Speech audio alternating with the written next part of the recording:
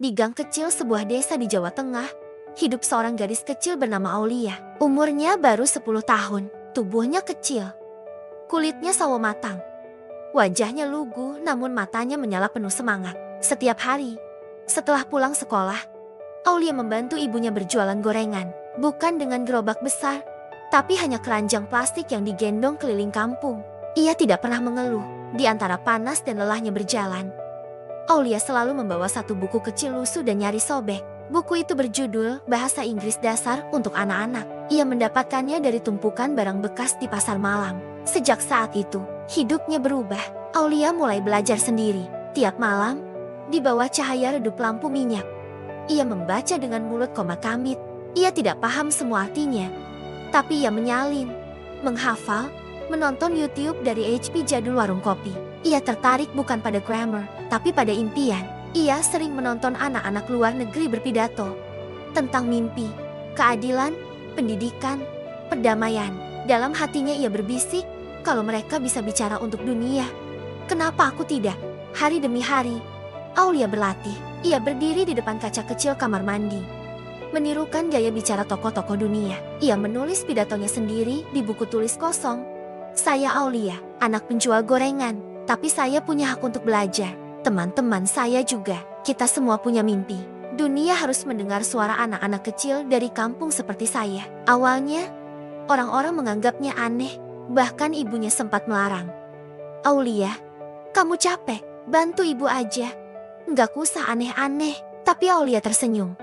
Bu, aku cuma mau belajar, biar nanti bisa bantu ibu lebih besar. Dan ibunya pun luluh. Suatu hari, saat Aulia tengah berlatih pidato di halaman sekolah, seorang guru merekamnya diam-diam. Ia kagum, lalu mengunggah video itu ke Facebook. Dalam 2 hari, videonya viral. Komentar berdatangan.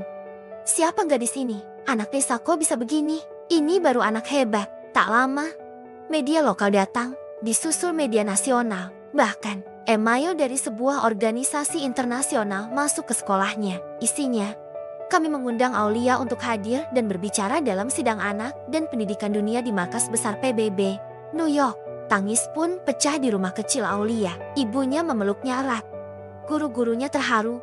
Tetangga datang memberikan doa dan dukungan. Hari itu, satu kampung berbahagia. Seolah anak mereka akan membawa nama Indonesia ke langit dunia. Aulia terbang ke Amerika dengan seragam batik yang dijahit khusus oleh ibu-ibu kampung. Ia berdiri di depan ratusan peserta dari berbagai negara. Lampu sorot terang menyorot wajah kecilnya. Ia menggenggam kertas pidatonya erat-erat. Dan ia mulai berbicara. Good morning, everyone. My name is Aulia.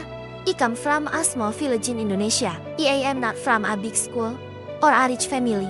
But I believe every child deserves to learn. Education is not a luxury. It is a right. Ruangan sunyi. Beberapa peserta menitikan air mata. Seorang delegasi dari Afrika berdiri dan memberi tepuk tangan.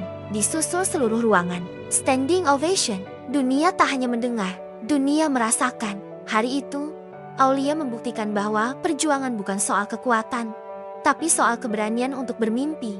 Dari penjual gorengan ke panggung dunia, Indonesia pun bangga karena harapan bisa tumbuh dari tempat yang paling sederhana. Dan suara anak kampung bisa mengguncang dunia. Terima kasih telah menonton video ini.